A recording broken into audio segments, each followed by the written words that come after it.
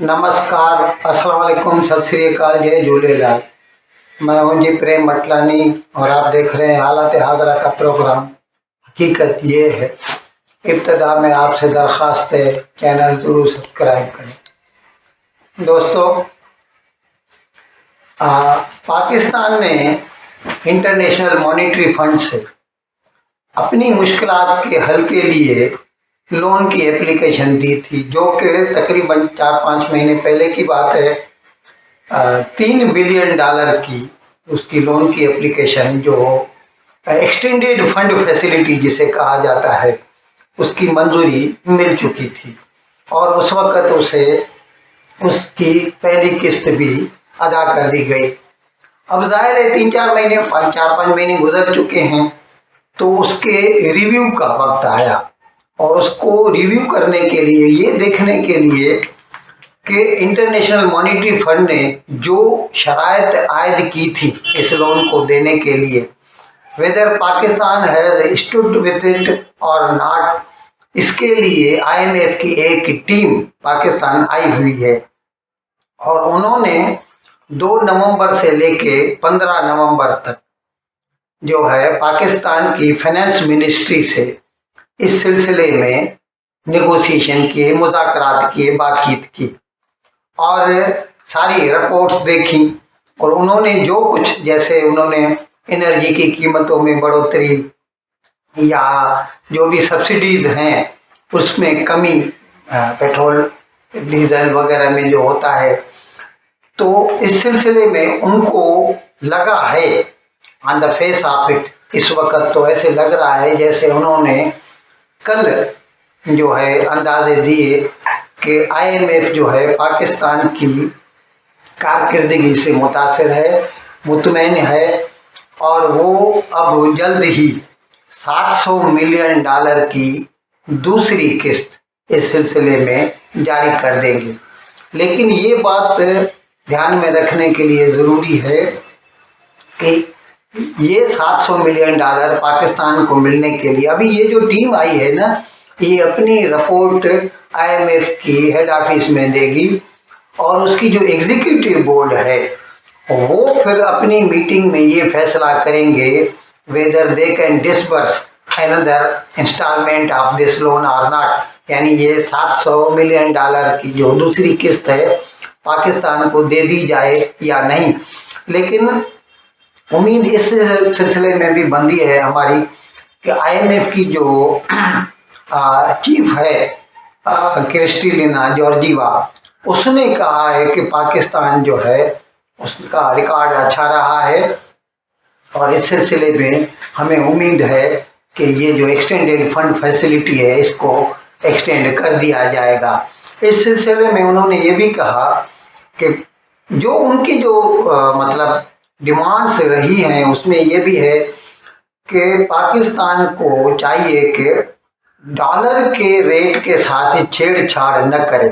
यानी अपनी तरफ से जो है उसको कंट्रोल में रखने की कोशिश न करे, क्योंकि अगर ऐसा होता है तो उससे जो एक एनोमली, जो एक गलत सूरत हाल पैदा होती है, वो फिर कुछ वक्त गुजरने के बाद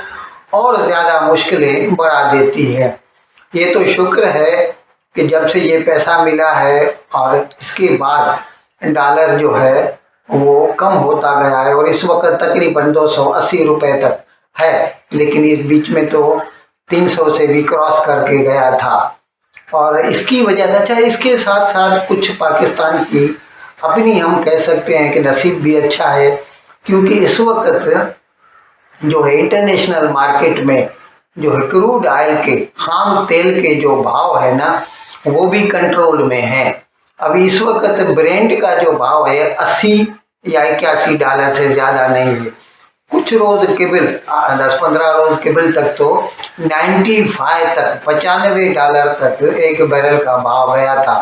अब 80 या 81 रुपये तक, $81 तक पहुंच गया है।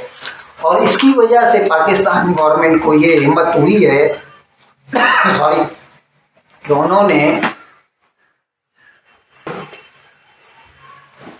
पाकिस्तान गवर्नमेंट को ये हिम्मत हुई है कि उन्होंने जो रिव्यू किया एनर्जी प्राइसेस को, तो ये आज 16 तारीख है, हर 2 हफ्ते के बाद जो है पाकिस्तान सरकार रिव्यू करती है। तो आज यानी कल और आज के बीच वाली रात के 12 बजे से जो है पेट्रोल के भाव में 2 रुपये की जो है कमी की गई है, और जो है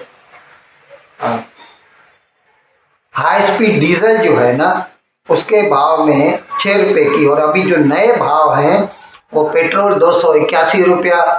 फी लीटर है, और हाई स्पीड डीजल जो है वो 298 रुपया फी लीटर है। इस सिलसिले में हम आपको ये बताना भी ज़रूरी समझते हैं कि पाकिस्तान के जो लोन लिए हुए हैं जो, वो उसकी वजह से पाकिस्तान की जो जीडीपी है ना,